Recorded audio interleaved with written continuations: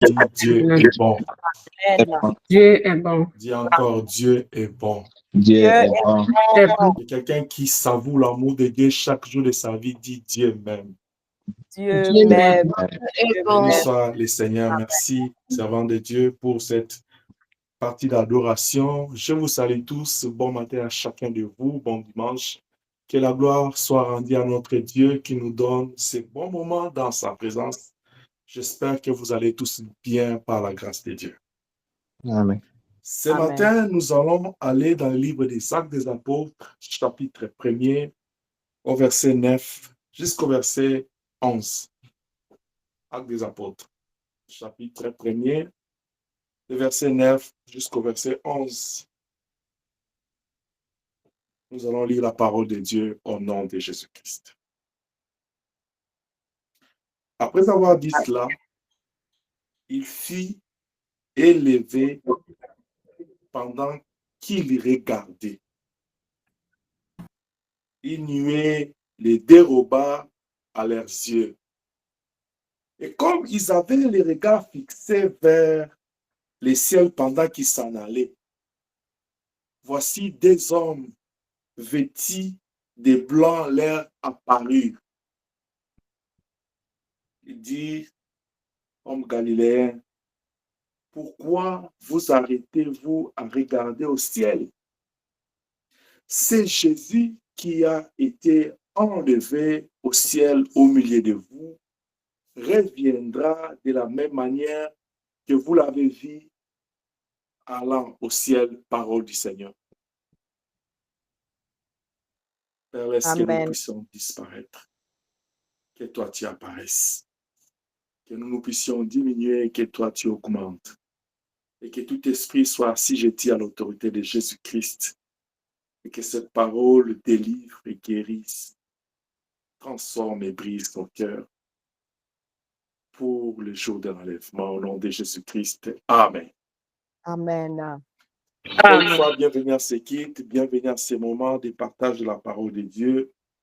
Nous voulons ce soir, et cet après-midi plutôt, tirer une pensée au verset 10. Quand la Bible dit, et comme ils avaient les regards fixés vers le ciel pendant qu'ils s'en allaient, si tu peux me souligner cette phrase-là, ça me fera plaisir. Comme ils avaient les regards fixés vers le ciel pendant qu'ils s'en allaient. Les regards fixés d'un appelé de Dieu. Les regards fixés d'un appelé de Dieu. Vous comprenez déjà en entrant qu'on peut avoir un regard, on peut jeter un regard vers quelque chose sans pour autant être focus, sans pour autant être fixé sur cette chose-là. On peut regarder une chose en passant, on peut regarder une chose avec une moins d'attention, mais ici la Bible dit, quand le Seigneur fit enlever, les disciples avaient les regards fixés sur lui pendant qu'il s'en allait.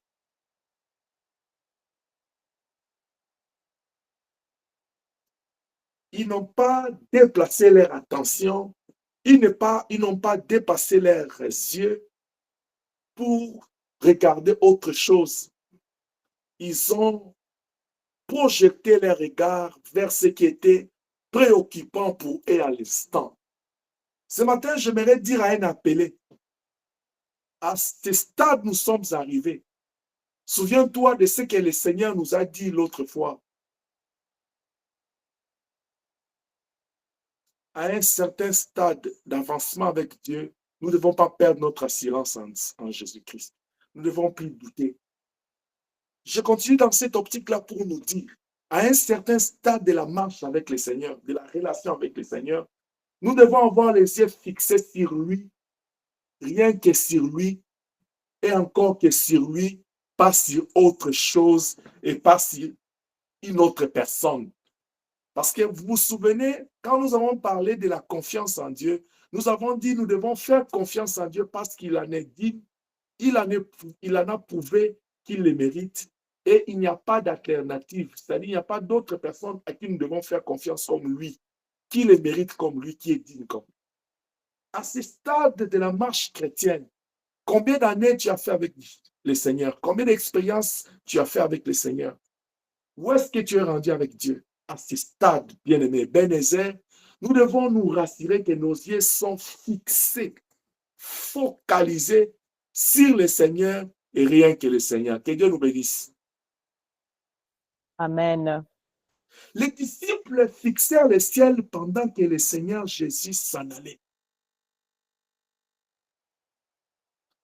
Je suis en train de réveiller un appelé. Nous étions créés, Dieu nous a créés pour dominer sur la création, pour vivre en intimité parfaite avec lui, pour être ses bien-aimés, pour être ses enfants, pour être ses serviteurs dans son royaume. C'est pourquoi Genèse dit, il a établi l'homme et la femme dans le jardin d'Éden qui veut dire lieu de délices. Là où Dieu ne se gênait pas à venir visiter l'homme, même quand l'homme était tombé dans le péché de la désobéissance, le Seigneur s'est donné la peine de venir vers lui parce que l'optique, la vision de Dieu, c'était de vivre avec cet homme qu'il avait créé à son image.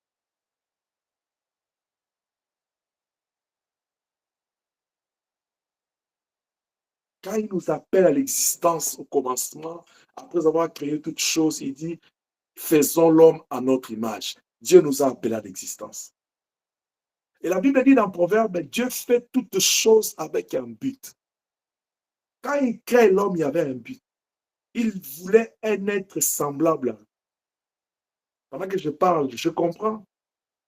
Pourquoi l'homme, quand il est allé nommer les animaux, il a directement eu l'instinct de comprendre qu'il n'y avait pas de semblable à lui. Je parle dans ma compréhension, dans ma folie de la foi. C'est parce que l'homme était le fruit de ce qui a comblé le cœur de Dieu. C'est-à-dire, quand Dieu a créé tout, Dieu a voulu aussi qu'il y ait un être qui est semblable à lui.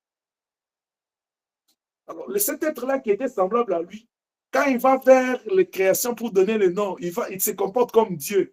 Lui aussi commence à donner le nom. Il trouve qu'il y a quelqu'un qui manque, qui devait être semblable à lui. Que Dieu te bénisse. Amen. Parce que tu es la ressemblance et la photocopie de Dieu. Amen. Amen. Maintenant que l'homme est tombé dans le péché, il dit dans Jean 3,16, il dit, car Dieu a tant aimé le monde, il a donné son Fils unique, afin que quiconque croit en lui ne périsse point, qu'il ait la vie éternelle. C'est-à-dire, quand Dieu nous sauve de la mort du péché, il y avait un objectif, c'était pour que nous puissions hériter la vie éternelle.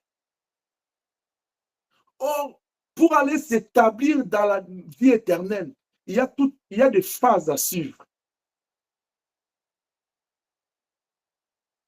Il y a la conversion sur la terre, Actes des Apôtres, chapitre 2, versets 37 à 38. Il dit, convertissez-vous et repentez-vous et convertissez-vous, afin que vous ayez la rémission des péchés et les dons du Saint-Esprit. Première étape. Il y a la vie de la croissance, de la marche sur la terre. Là où il dit, tout ce que vous avez perdu, vous l'allez recevoir au centuple, avec les épreuves, dans la marche pour servir aussi Dieu. Troisième étape, c'est que Jésus revient. C'est ça le grand événement que nous attendons. L'Église, son épouse attend. Jésus revient dans les airs pour venir nous prendre. Nous allons aller dans la fête des noces de l'agneau. Après, nous allons retourner pour le jugement.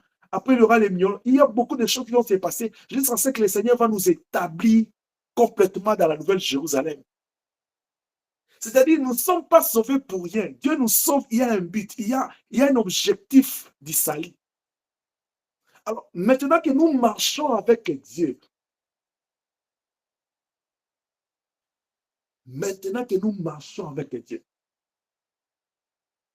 nous devons avoir les yeux focalisés vers où il nous a appelés à aller. Le Seigneur ne nous a pas sauvés pour rester dans ce monde de péché, dans ce monde détruit. Israël était en Égypte. Ils étaient sortis de l'Égypte pour aller vivre à Canaan. C'est pourquoi à un moment donné de Sinaï, Dieu leur dit, vous avez assez d'aimer cette montagne. Les disciples, ils ont rencontré le Seigneur. Souvenez-vous dans Jean, chapitre 1, quand ils rencontrent Nathanaël, à partir du verset 41, il dit à Nathanaël quoi? Il dit, est-ce que tu es Tu es étonné parce que je t'ai révélé ce que tu étais, où tu étais avant de me rencontrer. Tu verras des choses de plus grandes que ça. C'est-à-dire, Nathanaël, quand il était appelé à vivre de grandes choses. Il a vécu ça dans la marche avec le Seigneur. Mais la finalité de l'appel, c'est entrer avec lui dans la nouvelle Jérusalem. Les disciples, quand ils voyaient le Seigneur partir, ils étaient figés, leur regard était figé sur le Seigneur, focalisé sur lui. Vous savez ce qui s'est passé dans leur cœur? Ils étaient dans le choc. Parce qu'à peine ils venaient les rencontrer, ils ont vécu presque 3 ans. Le Seigneur les a laissés. Vous vous souvenez sur les semaines de Maïs, les 2 disciples à qui le Seigneur a apparu, quand le Seigneur les a apparu, vous vous souvenez que quand le Seigneur les a apparu, qu'est-ce qui s'est passé? La Bible dit que le Seigneur a parlé avec eux, mais ils ne savaient pas que c'était le Seigneur. Maintenant, quand le Seigneur était ressuscité, vous avez vu l'inquiétude dans leur cœur, dans leurs yeux, dans leur conversation. Parce que pour eux, ils espéraient au Seigneur comme étant le libérateur d'Israël. Mais à un moment donné, ils ont vu que les choses se sont arrêtées. Paf. Le Seigneur n'était plus avec eux. Pourtant, il les avait prévenus que non, détruisez-moi ces temples, je vais les rebâtir dans 3 jours. Les disciples avaient cette promesse que même si on détruisait les temples, ils allaient les rebâtir dans 3 jours. Mais malgré que quand le Seigneur est parti, ils étaient choqués parce qu'ils aimaient vivre avec eux. Soudain, 3 jours après, le Seigneur est revenu à la vie. Ils étaient contents. C'est pourquoi même les Thomas, ils voulaient se rassurer que vraiment, vraiment, ça, c'est lui qui est revenu parmi nous. Ce n'est pas un revenant, ce n'est pas un fantôme. Il est vraiment parmi nous. Quelques jours après, celui qui venait de revenir de la mort, si vous me permettrez, il va encore les laisser. Cette fois-là, sans les promettre quand est-ce qu'il va revenir. Pour l'amour, il a dit, dans 3 jours, je vais rebâtir les temples. Mais là, il part. Même quand les disciples lui posent la question, ils disent, Seigneur, quand est-ce que tu rétabliras le royaume de Jérusalem? Il dit, ça ne vous concerne pas. Ça, c'est l'apanage de Dieu. Alors, les disciples étaient en train de s'étonner. Au même moment, leur étonnement a été dit à quoi? Ils avaient toujours entendu parler, Moïse était enlevé. Élie fut enlevé.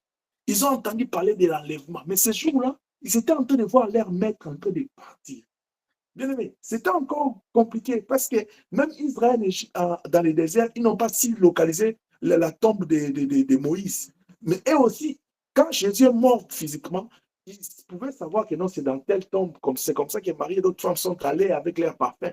Mais là, il était en train de partir. Il part maintenant là. C'est-à-dire que non, ça c'est vraiment un enlèvement qui s'est fait. Alors leurs yeux étaient captivés par cette ascension, par cet enlèvement. Ce matin, j'aimerais dire à un appelé, tu as été appelé pour les ciels, pour le royaume, pour la nouvelle Jérusalem. Où est-ce que tu fixes tes yeux? Vers quoi tu fixes tes yeux? Sur quoi tu fixes tes yeux? Tes yeux sont figés, focalisés sur quoi? La Bible dit dans Éphésiens, rachetons le temps car les jours sont mauvais. Que ceux qui sont encore dans la distraction se réveillent. Parce que Matthieu 24, il dit, il parle des signes de son avènement. Avant qu'il arrive, les signes qui vont s'accomplir. Si vous allez dans ces signes s'appliquent déjà, s'accomplissent. Et la Bible même dit, même le mystère de l'iniquité, l'impie, est déjà en train d'agir. Il reste seulement que ceux qui les retiennent soient enlevés, comme l'Église soit enlevée, pour qu'ils soient libérés dans ses forces. L'heure n'est plus à porter son attention dans des choses de ce monde. Nous devons quitter la distraction. Nous n'avons plus le temps à rester dans les doutes, à perdre la foi. Nous n'avons plus le temps à perdre la confiance en Dieu. Nous n'avons plus le temps à porter nos regards sur des choses profondes de ce monde. Nous n'avons pas le temps de porter nos yeux sur les péchés et l'impureté. Nous n'avons pas le temps de focaliser nos cœurs, nos yeux sur la haine, sur les querelles, sur les disputes, sur la jalousie et l'égoïsme, sur les choses qui détruisent. Nous devons porter nos regards au ciel parce que Maranatha, Jésus revient bientôt. L'ange dit aux disciples, il dit, tel que vous l'avez vu partir, c'est comme ça qu'il va revenir. Que celui qui a les oreilles ce matin écoute ce que l'Esprit dit à l'Église. Nos regards doivent être focalisés sur le retour du Seigneur parce que nous sommes appelés à attendre son retour. La Bible dit, quand il reviendra, il ne foulera pas la terre. Quand le Seigneur apparaîtra pour prendre son épouse, Thessaloniciens dit, premièrement, les morts en Christ ressusciteront. Tous nos frères, toutes nos sœurs, nos pères qui nous ont dévancés dans les repos, qui sont en communion avec le Seigneur, quand Jésus apparaîtra, ils auront la grâce, de la même manière qu'ils nous ont dévancés dans la mort, ils auront la grâce de ressusciter avec un corps nouveau. Nous, les saints qui serons en vie à cette ère-là, la Bible dit nous serons transformés. Et tous ces deux moments-là se feront en un clin d'œil, comme tu cliques là. Les morts ressuscitent, les vivants transformés, et paf, ensemble, ils vont rejoindre le Seigneur dans les airs, et nous allons disparaître. Écoute, les disciples l'ont vu partir. Il n'y a que les disciples qui verront l'Église partir. Est-ce que je parle à quelqu'un? Le jour de l'enlèvement, il n'y a que les disciples qui verront l'enlèvement s'accomplir. Tous ceux qui ne sont pas disciples du Seigneur, tous ceux qui ne sont pas appelés, tous ceux qui n'ont pas marché dans la crainte de Dieu, ils ne verront pas ça. C'est comme ça qu'après, les gens seront étonnés. La Bible dit, ils seront déchirés même lit. Un sera pris, l'autre va rester. Et après, celui qui va rester va s'étonner. On va constater des pertes des gens, des disparitions dans ce monde. C'est en ce moment-là que les gens vont comprendre. De la même manière qu'ils ont élevé les serpents d'airain à Golgotha, Jésus-Christ, quand ils ont vu les 3 heures des ténèbres, ils ont dit certainement, celui-ci est le Fils de Dieu. C'est à ce moment-là, quand ils vont voir la disparition des personnes dans le monde, ils vont comprendre que nous étions en train de servir les dieux vivants. Que Dieu nous bénisse. Amen. Amen. C'est pourquoi j'étais en train de dire, l'heure n'est plus à la distraction, bien-aimé. L'heure n'est plus au doute. Dis à ton âme, l'heure n'est plus aux querelles. Si vous avez des livres de 1 Corinthiens, Paul dit, pourquoi des querelles, pourquoi des timides parmi nous? Aujourd'hui, à l'église, les gens se querellent, les gens se disputent. Il y a la haine. Les gens se tuent, même s'empoisonnent. D'où vient cette vie à l'église? L'église, c'est le sanctuaire de Dieu vivant. L'église, c'est là où où éclate la sainteté de Dieu. Or, la sainteté de Dieu est caractérisée par l'amour, la paix, la joie. D'où viennent les querelles? La famille, la maison, c'est une église de Dieu. Mais il y a même dans la maison, dans la famille, il y a des querelles, des disputes, la haine. D'où viennent ces choses? Paul nous demande, il dit, d'où viennent ces choses? Les uns disent, moi je suis de tel. L'autre dit, moi je suis de tel. L'autre va dire, moi j'aime papa Papi plus que papa Félix.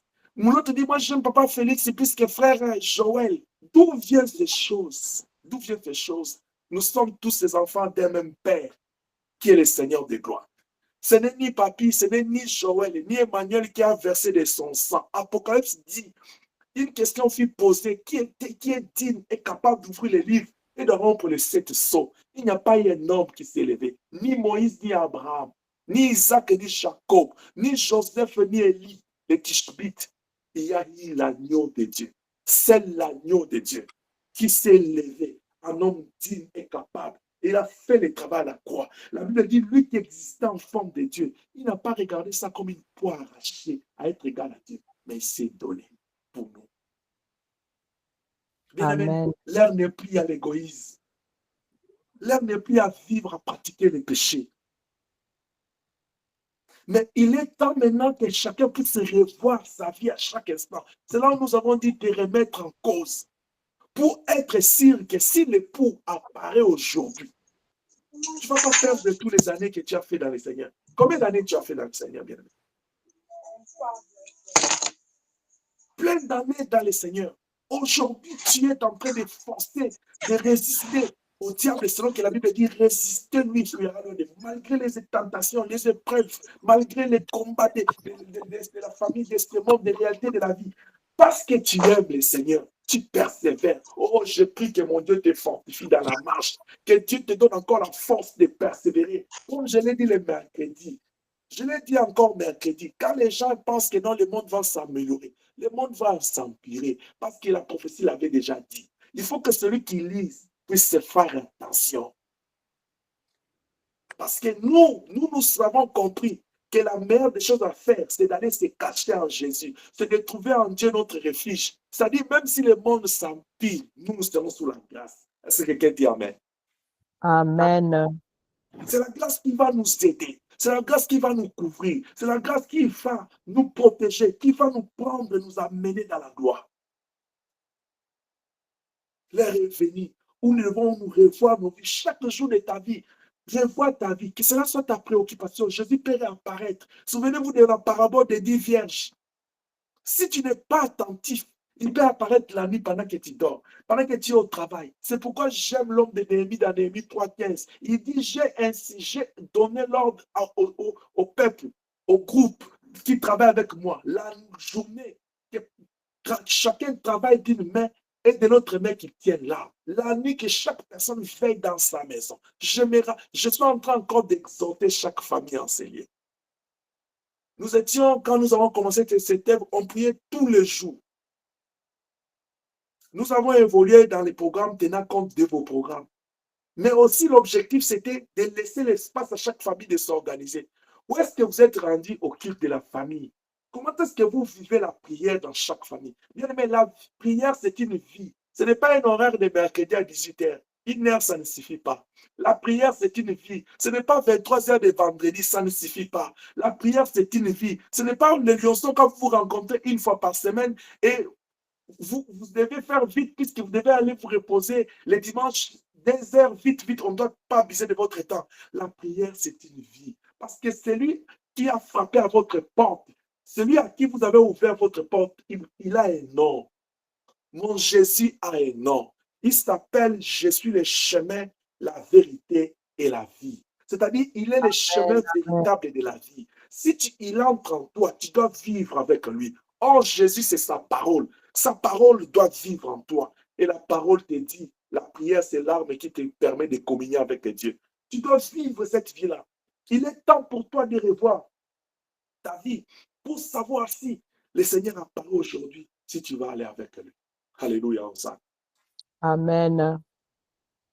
L'heure n'est plus à être focalisé sur autre chose. L'heure est à être focalisé sur la sanctification de l'âme, de notre pensée, de notre corps. Parce que le Seigneur est à la porte. Le Seigneur est à la porte, bien-aimé.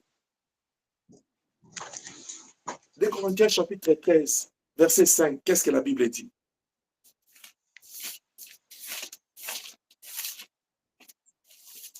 De Corinthiens 13, verset 5, la Bible dit,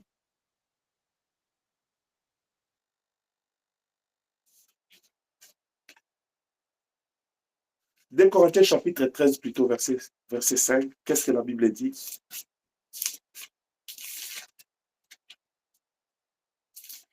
Paul dit ceci, examinez-vous vous-même pour savoir si vous êtes encore dans la foi. Éprouvez-vous vous-même. Ne reconnaissez-vous pas que Jésus-Christ est en vous? À moins peut-être que vous le soyez réprouvé. Il dit, examinez. L'heure est à ne plus être dans la distraction. L'heure est à l'examination. L'heure est à la réflexion. L'heure est à se remettre en cause. Souvenez-vous des proverbes que nous avons lus la semaine. Il dit, celui qui réfléchit trouve le bonheur. C'est-à-dire, quand tu réfléchis dans ce qui t'arrive, dans ce que tu vis, dans ce que tu fais, tu vas aller trouver des leçons, tu vas aller trouver la manière d'améliorer, d'aller vers l'excellence. Mais ta vie, ce n'est pas pour rien que Dieu t'a donné l'intelligence. L'intelligence, c'est une grâce, c'est un don que Dieu a fait à son image qui est l'homme, qui n'a pas donné à l'animal, qui n'a pas donné aux objets. Nous devons utiliser l'intelligence. De la même manière qu'il utilise le Saint-Esprit, l'intelligence, c'est un compartiment de l'esprit, c'est une force que le Saint-Esprit nous donne. Quand tu as l'intelligence, utilise ça, réfléchis. J'avais dit l'autre fois, je dis, celui qui est capable de se critiquer, de s'évaluer, il est disposé à recevoir les critiques des autres. Il est aussi bon pour conseiller d'autres personnes. Vous savez, des fois, quand quelqu'un vous lui donnez des conseils, il n'est pas réceptif, il est toujours défensif, il bloque. Ce sont des gens, des personnes qui n'est même pas capable de s'auto-évaluer. C'est-à-dire, s'il veut s'évaluer là, il va seulement voir les bons. Mais laisse-moi te dire, il n'y a que Dieu qui est bon. Il n'y a que Dieu qui est juste. Moi qui te parle, toi qui m'écoutes, nous sommes bons, nous sommes mauvais. C'est pourquoi dans Éphésiens, il dit, il a donné les 5 ministères pour le perfectionnement des saints. Si les saints étaient perfectionnés, il n'allait pas confier les ministères. Alléluia. La Bible dit, les disciples étaient focus, fixés les regards vers le Seigneur. Quitte la distraction, bien-aimé. Va vers ce qui est important.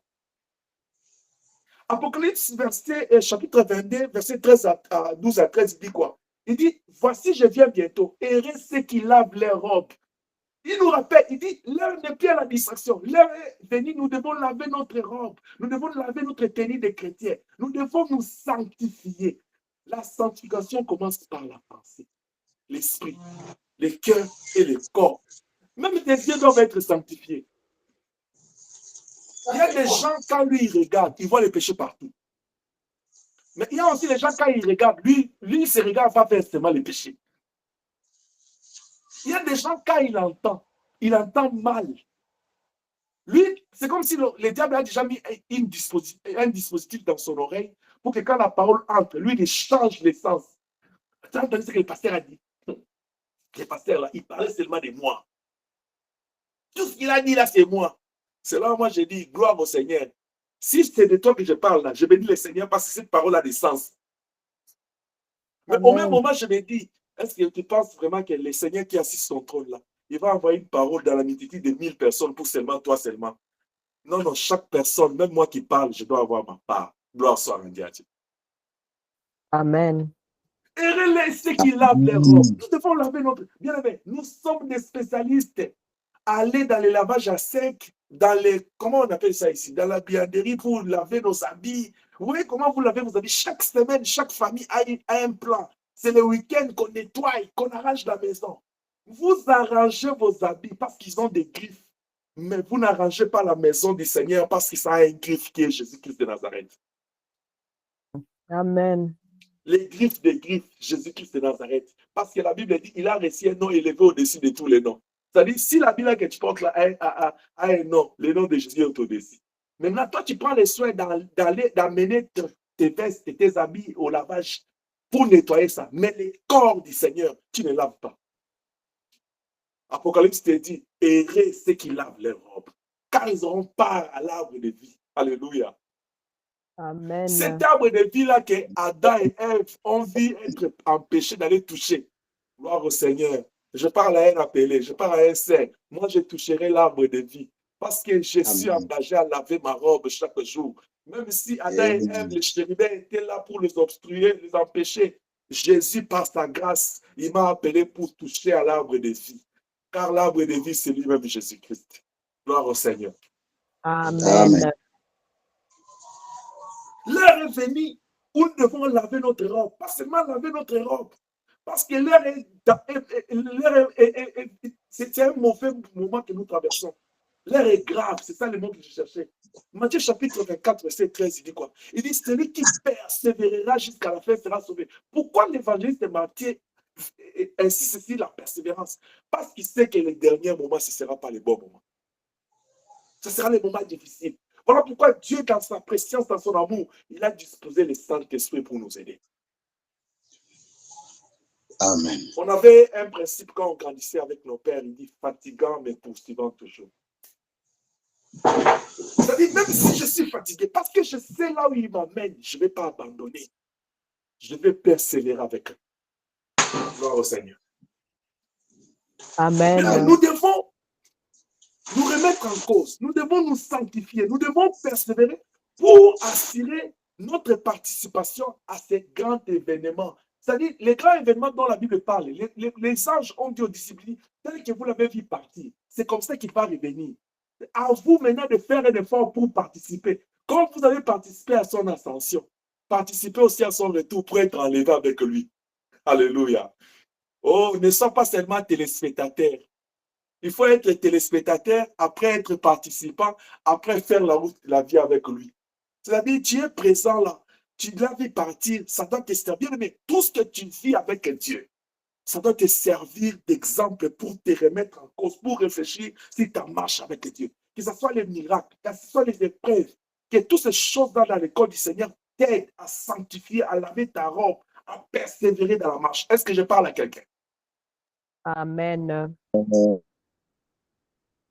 Lève les pieds à la distraction. Si tu vois quelqu'un venir te distraire, dis-lui non, arrière de moi, Satan. Dis-lui, bien aimé, je n'ai pas besoin de ça. Oh, tel a dit, tel a fait. Dis, apporte-moi ce qui construit ma foi. Parce que Jésus revient bientôt. Quand tu vois quelqu'un venir t'apporter, tu sais, je suis brisé, tel m'a fait ça, tel m'a dit, dis-lui, ok, Dieu t'a amené au bon endroit. Ouvrons un peu la Bible. Il n'y a que nous, les chrétiens, qui ne comprenons pas. Les diables exploitent la Bible pour nous détruire. Mais le Seigneur nous a donné une bonne leçon, Matthieu 4. Quand le diable dit, il est écrit, Jésus lui a dit aussi, il est écrit.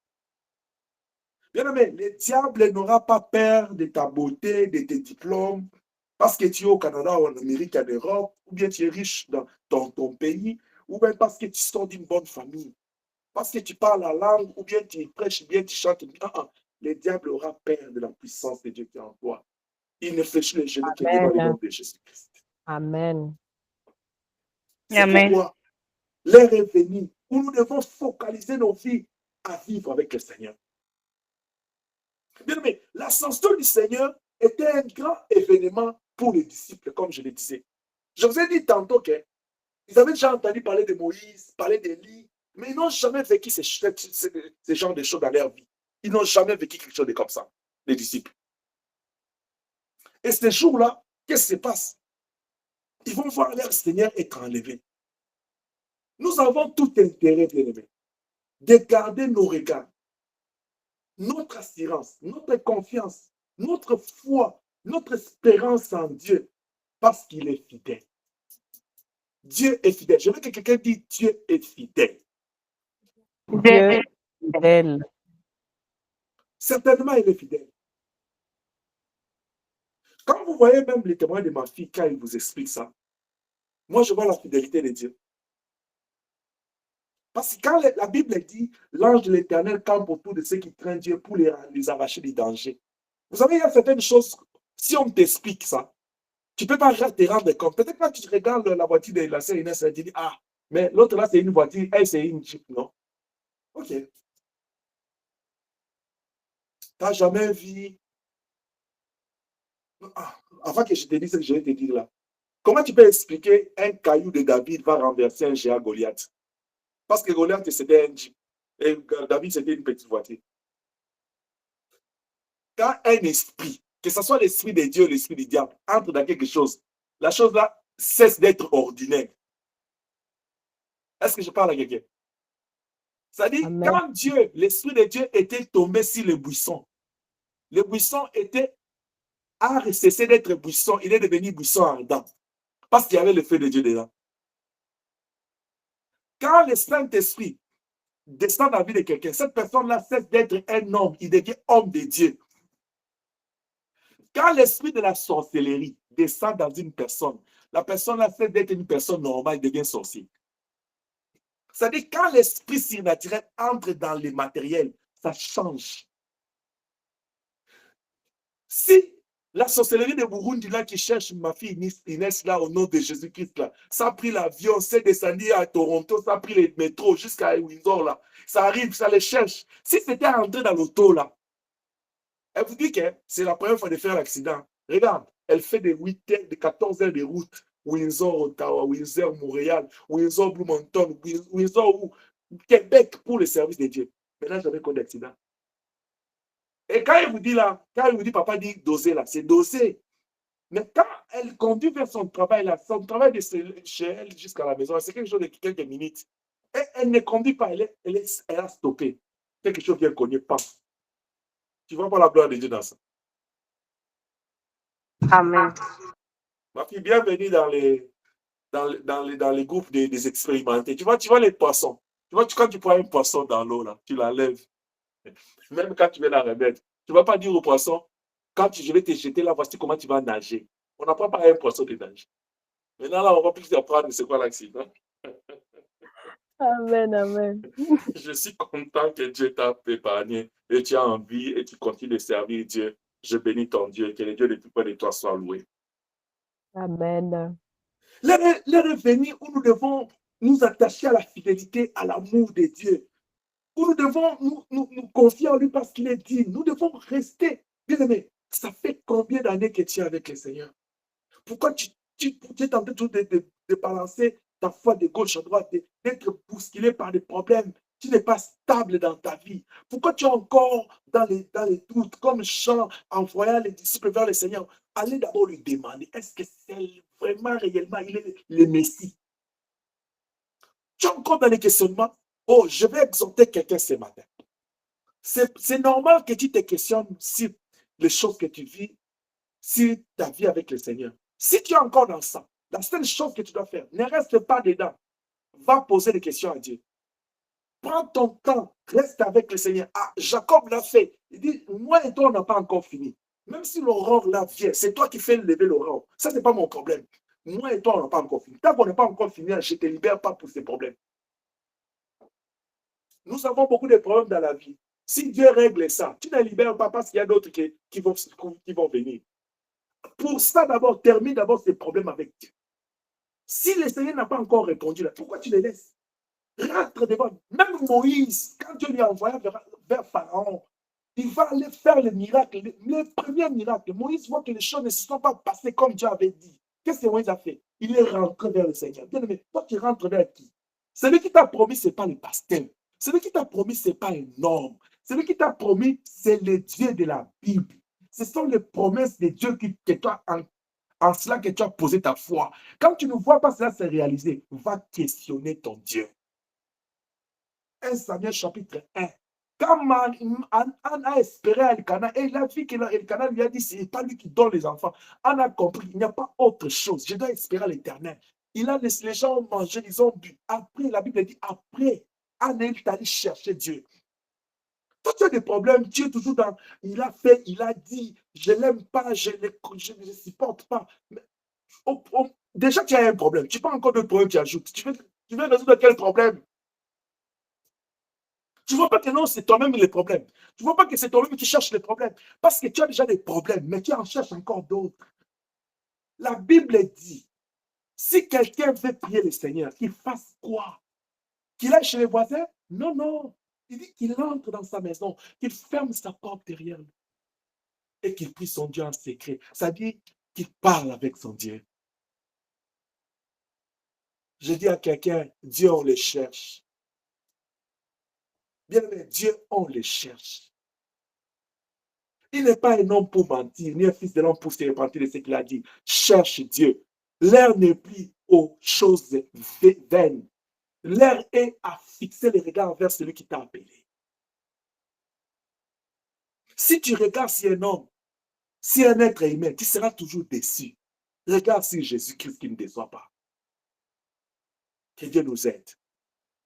La dernière chose que j'aimerais nous partager, c'est cet après-midi. Parce que nous ne devons pas focaliser notre regard sur la haine, sur les querelles, sur les péchés. Bien, mais même pas sur ce monde. Mais en quoi nous devons focaliser nos regards? Écoute ce que les anges disent. Il voyait comment Jésus partait. L'ange a dit que tel que vous le voyez là, c'est comme ça que vous le verrez. Ça dit quoi? Il devait rester focalisé pour le voir. Je veux que quelqu'un me suive là très bien. Ils ont les regards fixés vers l'ascension du Seigneur. L'ange leur dit, tel que vous voyez le Seigneur partir. Ils n'ont pas levé les yeux, hein. Ils les regardent. Il dit, c'est comme ça que vous les verrez rentrer. C'est-à-dire quoi? Si le Seigneur parle ici, et que moi je laisse mes regards là, c'est comme il va revenir là. C'est là il va revenir. Je ne dois pas enlever mes yeux là. Si je projette mes yeux de ce côté, s'il revient, je ne vais pas les voir. Est-ce que Dieu est d'accord avec moi? Amen. Il dit, tel que vous les voyez partir, c'est comme ça qu'il va revenir. Restez vos yeux fixés vers le ciel parce que le ciel est son trône. Sur quoi nous devons fixer nos regards à ce temps de la fin? Appelez. Je dis au début que nous sommes sauvés pour aller vivre éternellement dans la Nouvelle Jérusalem. La première des choses, nous devons focaliser nos regards sur les trônes de Dieu. C'est là où je parle de la prière. Apocalypse nous parle de ces trônes glorieux, où il y a les chérubins qui transportent les trônes, où il y a les 24, il y a les 4 êtres vivants, il y a les anges, les milliers, les multitudes des anges qui cessent de se prosterner devant les trônes pour dire que tu es saint. La présence de Dieu. Je l'ai dit le mercredi, nous devons avoir la présence de Dieu en nous et vivre dans la présence de Dieu. Il n'y a rien qui s'écrise. Je bénis le Seigneur pour les versets que la servante de Dieu avait lu au début de ce culte. L'Éternel est notre refuge. Il est notre abri ici. Tu vas aller te cacher où? On te dit que non, les jours sont mauvais. Est-ce que tu entends la parole de Dieu? Il dit, rachetez le temps, les jours sont mauvais. Est-ce que nous entendons cette parole? On te dit que les jours sont mauvais. Toi, tu te caches où? Il n'y a pas un endroit sûr pour se cacher, ce n'est qu'à le Seigneur Jésus-Christ. Amen. Amen. Quand les saints, ils ont fait de la présence de Dieu leur proie, leur nourriture. Toi, c'est dans les choses du monde. Toi, c'est dans les choses qu'il a dit, il a fait. Toi, c'est je ne l'aime pas. Et moi, j'ai toujours dit aux gens, vous voyez quelqu'un comme moi là, je suis rendu à un point, si tu regardes ma tête ici, regarde-moi bien. Tu dis que tu ne m'aimes pas. Moi, je n'ai pas de problème. Tu ne m'aimes pas pourquoi? Je t'ai fait quoi? Si tu regardes ton frère, ta soeur qui est à côté de lui, tu dis, lui là, il m'énerve. Je ne l'aime pas. Tu ne l'aimes pas pourquoi? Écoute, si tu es là, quelqu'un te déteste, quelqu'un te hait, ne t'inquiète pas, il y a un homme qui t'a aimé, Jésus. Il y a un homme qui t'a aimé. Et moi, ton Père, je t'aime au nom de Jésus-Christ.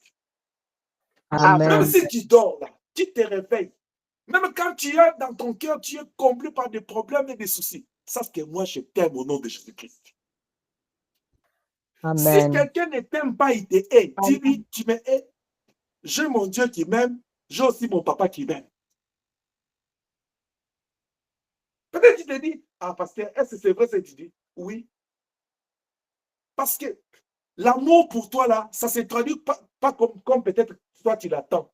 Je l'ai traduit comme Dieu veut que je te le donne. C'est-à-dire quand je sacrifie mon sommeil pour t'amener cette parole, est-ce que tu ne manges pas bien ici? Oui. Amen. C'est ça l'amour que je te donne. C'est le plus grand amour que je peux te donner. Ce n'est pas le plus grand amour et le respect que je peux te donner. C'est de ne pas te faire perdre le temps ici. C'est-à-dire quand tu entres, toi tu sors, tu dis, ah, j'ai mangé. C'est que ma fille a toujours dit, papa, tu as frappé fort. Hein? Ah, ah. C'est ce que moi j'aime. C'est-à-dire que vous venez dans la présence de Dieu, vous ajoutez quelque chose dans votre foi. Quand vous êtes comblé de la parole de Dieu, moi je bénis le Seigneur me bénit. C'est ça ma bénédiction. Nous devons focaliser nos regards sur les trônes de Dieu. C'est pourquoi il faut lever les yeux vers la montagne. C'est vers là que te viendra le secours. Celui qui comprend ça, il restera dans la prière. Je viens un pasteur en train de parler. C'est un papa respecté là. Il dit, l'argent ne vient pas autre part. Ça vient dans les genoux. Si quelqu'un l'entend, il dit, non, si tu ne vas pas aller travailler, tu n'auras pas l'argent. Oui, tu peux avoir raison. Je vais t'expliquer une chose. La Bible dit, il se réveille très tôt, il dort très tard, il mange le pain de la souffrance. Il ne travaille pas. Il travaille. Mais vous savez ce qui se passe? Il travaille dur. Parce que leur vie n'est pas sécurisée spirituellement. Le diable entre, il souffle dessus. Mais nous, là, quand nous sommes dans la prière, nous allons travailler même heures, moins que eux. Le Seigneur bénit notre Père, bénit notre eau. Amen. Amen. Amen. Bien-aimé, accroche-toi au Seigneur. Amen. Jésus t'aime. Ton pasteur aussi t'aime. Puis près de toi aussi t'aime. Voilà pourquoi tu as une bénédiction ici. Dans cette maison, il n'y a pas une moindre. Amen. Tout est une bénédiction ici pour moi. Amen. Et le Dieu qui t'a pris de là où tu étais, il pouvait t'amener dans une autre bergerie. Il a dit non, va seulement c'est chez le pasteur là. La première des choses que tu dois faire dans ton cœur, c'est de m'aimer dans ton cœur et de me porter. La Bible dit la nature elle-même ne t'enseigne pas. Vous savez, quand on était à l'école là, si tu n'aimes pas le professeur, l'enseignant là, tu vas échouer dans son cours. Parce que chaque fois qu'il entre, qu'il commence à donner cours là, toi tu n'es pas là, tu dis ah, cet enseignant ça, il ne me plaît pas. Soit tu ne vas pas participer à l'enseignement, soit tu vas participer malgré toi et après, tu ne vas pas t'appliquer. Après, tu vas échouer. Après, quand on va te demander, oh non, cet enseignant, il ne m'aime pas. Le problème, ce n'est pas lui, c'est toi-même. La première des choses, nous devons nous focaliser sur le trône de Dieu. Deuxième des choses, nous devons nous focaliser sur la parole de Dieu. La parole. Parce que Jean 1 nous dit, cette parole qui existait avant, qui a créé toute chose, c'est Dieu. Parce que celui qui est parti là, c'est Dieu qui montait. C'est la puissance de Dieu qui allait, qui regagnait son trône, qui quittait les hommes, qui se séparait avec eux physiquement. Mais il était en train d'aller dans sa gloire. Nous devons rester focus sur la parole, parce que la parole de Dieu ne ment pas. C'est pourquoi Psaume 119, verset 5, il dit, ta parole est une lampe et une lumière pour moi. La parole de Dieu, quand il en a, bien aimé, regarde ce qu'il fait. Quand tu es dans les problèmes, quand tu traverses ces difficultés, la parole de Dieu, c'est comme la sève. Il va nourrir ta foi. Sans que tu l'éveilles, sans que tu ailles ouvrir la Bible. On dit à Jésus, tu es fils de Dieu, il est écrit. Jésus n'est pas dit, laisse-moi aller chercher un parchemin. Il dit, il est écrit. Tu dois apprendre à avaler les rouleaux. Tu dois apprendre à garder les dépôts en toi. Quand les épreuves s'élèveront devant toi, tu diras, il est écrit. La puissance de la parole. Romain, il dit, c'est en croyant du cœur qu'on parvient à la justice. C'est en confessant de la bouche qu'on parvient au salut. Confesser quoi? La parole de Dieu, parce que c'est ça la puissance. Tu dois t'approprier de la parole de Dieu pour déclarer des choses. Parce que toi, tu veux. Dieu est fidèle à sa parole. Nous devons avoir les yeux fixés. C'est pourquoi dans Josué, il dit que ce livre de la loi ne s'éloigne pas de ta bouche. Tu dois avoir les yeux fixés sur ces livres et ta bouche doit les lire pour que tu nourrisses ta foi. Alléluia. Amen. Amen. Tu dois nourrir ta foi. La Bible dit la foi vient de ce qu'on entend. Si tu ne veux pas perdre ta foi, si tu ne veux pas baisser les langues dans ces temps de la fin, reste accroché à la parole. Ne donne pas ton oreille à n'importe quoi. Tu vois, le Seigneur Jésus, quand le diable vient dire, il est écrit, Jésus dit, toi, tu n'as pas, tu chantes toujours le sens de la parole. Voilà ce qu'il est écrit aussi. Toi, quelqu'un vient te dire, tu vois ce qu'il a dit, tu vois ce qu'il a fait, tu dis, c'est comme ça. Même moi, je voyais ça venir. Non, non. La Bible dit que ceux qui sont forts soutiennent ceux qui sont faibles. Quand tu vois quelqu'un venir vers toi, il faut aller dans Matthieu chapitre 22, verset 15 à 22. La Bible dit quoi? Quand ils sont venus pour tenter le Seigneur, qu'on paie l'impôt ou pas, la Bible dit, Jésus connaissant leur méchanceté. Bien, mais quand quelqu'un te parle, il faut connaître d'abord son intention, c'est quoi? Il vient de transmettre quoi? Tu te réveilles chez toi dans un bon état d'esprit et de prière. Lui, il vient te transmettre quoi?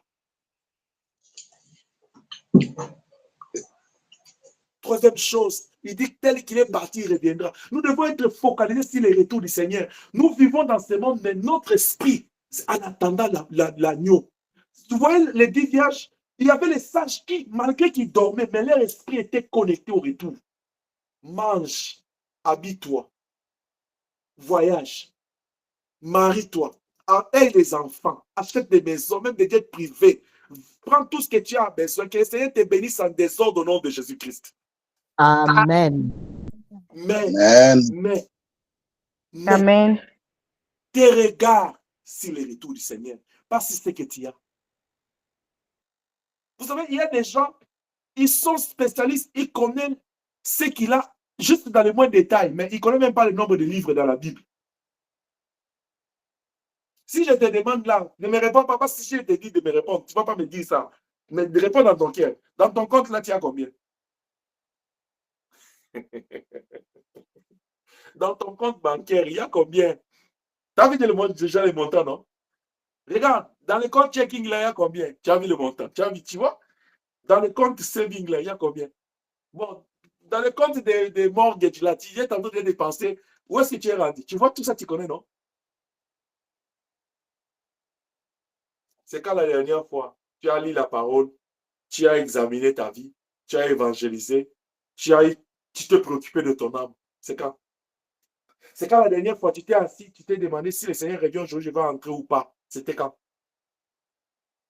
Nous devons avoir les yeux focalisés sur son trône. Les yeux focusent dans sa parole pour qu'on toujours vérifier. Nous marchons en conformité avec la parole. Est-ce que ces promesses, je dois tenir à cela, mais aussi à son retour parce qu'il revient bientôt.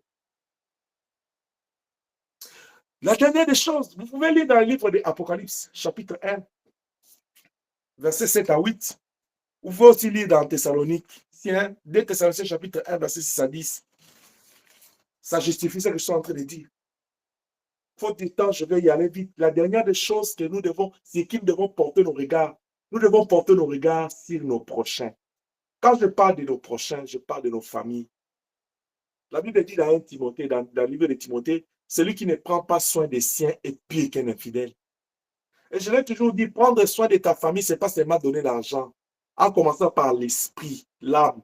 La Bible dit, crois au Seigneur Jésus qui sera sauvé, toi et toute ta famille. Tu vas aller entrer au ciel, seul. Ta famille va aller en enfer. Souviens-toi de la parabole de l'homme riche et de l'homme riche et des pauvres. Quand tu seras au ciel là en train de festoyer, de jouir toute ta famille dans les feux éternels, comment tu vas ressentir? Et quelqu'un qui n'a même pas le souci de ses frères, de ses sœurs pour la conversion là, vous pensez qu'il va aller convertir ses amis? Il va aller chercher d'autres personnes pour les amener à l'église? Nous, on a grandi dans les églises où, Pasteur Eric, il le sait. Notre église avait commencé comment? Pasteur, il se retrouve, les frères qui côtoyaient, ils étaient dans un groupe de prière, ils se sont réunis.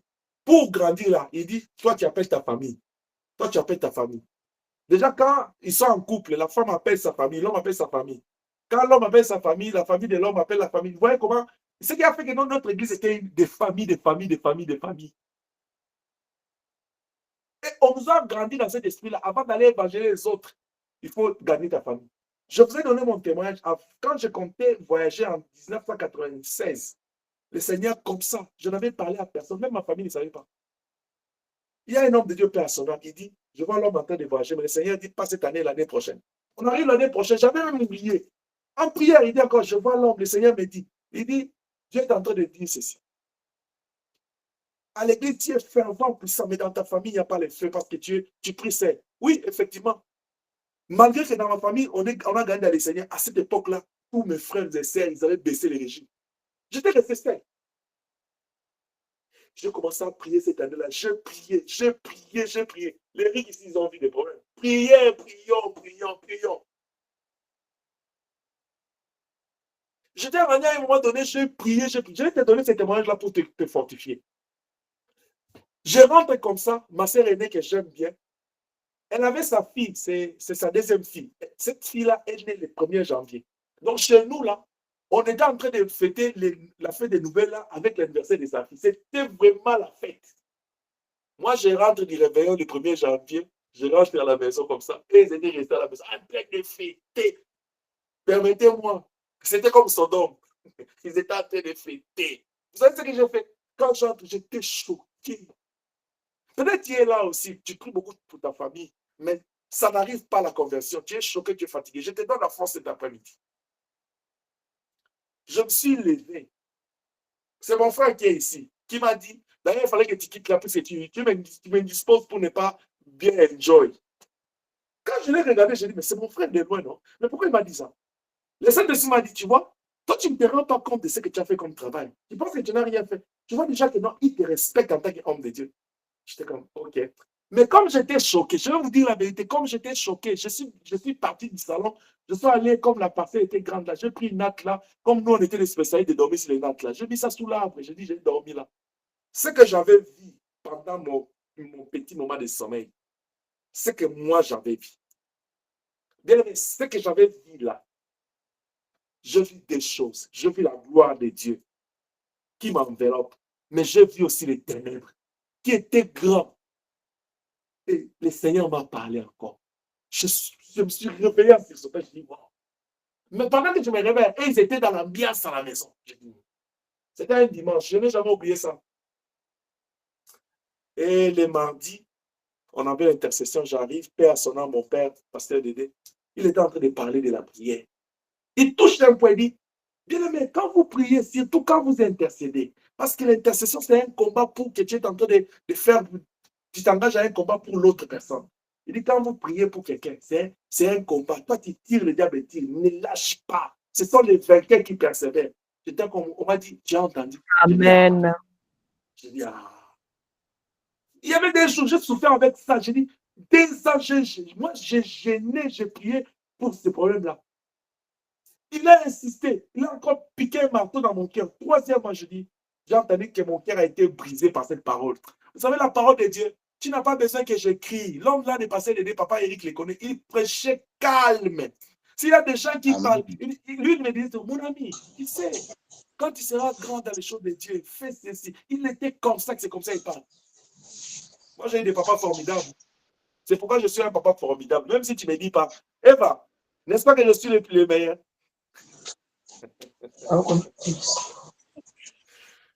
Chaque semaine, au moins, Eva m'appelle et dit, papa, papi, tu es le meilleur.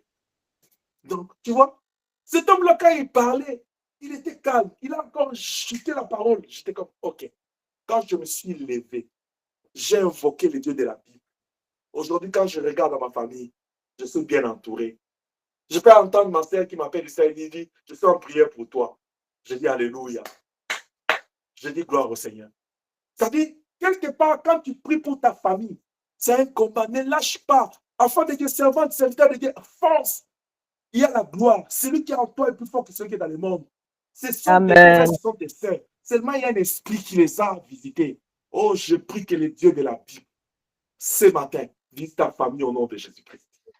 Tu dois focaliser tes regards sur ton environnement, tes amis, tes collègues, tes camarades. Bien aimé, toute personne que Dieu te fait rencontrer dans la vie, il y a une mission que tu dois faire. Confère-toi de Philippe et de Nathanaël, de la femme samaritaine et du village. Ne pense pas que non, oh non, comme vous les lionceaux là, tu vas à l'école, tu dis, je me suis fait des amis. Tu t'es fait des amis pourquoi? Pour juste la gloire d'avoir des amis. Le prophète il dit là que celui qui a beaucoup d'amis en a pour son compte. Mais mets tes amis pour le compte du Seigneur, tu seras sécurisé. C'est comme j'ai toujours dit. Vous voyez cette église ici, si ça ne grandit pas, les sorciers, c'est nous. Nous sommes des sorciers pour cette œuvre. Parce que si tu regardes dans ton répertoire là, moi je me dis, je pose toujours la question, comment se fait-il que tu n'arrives pas à faire comme quelqu'un il dit, non, les gens ils disent, il veut seulement présentiel. Je ne vais pas entrer dans ces pistes-là aujourd'hui, je vais avancer. Tu as des amis, tu fais au téléphone là, tu sais seulement, mais quand est-ce que tu parles de ton Jésus?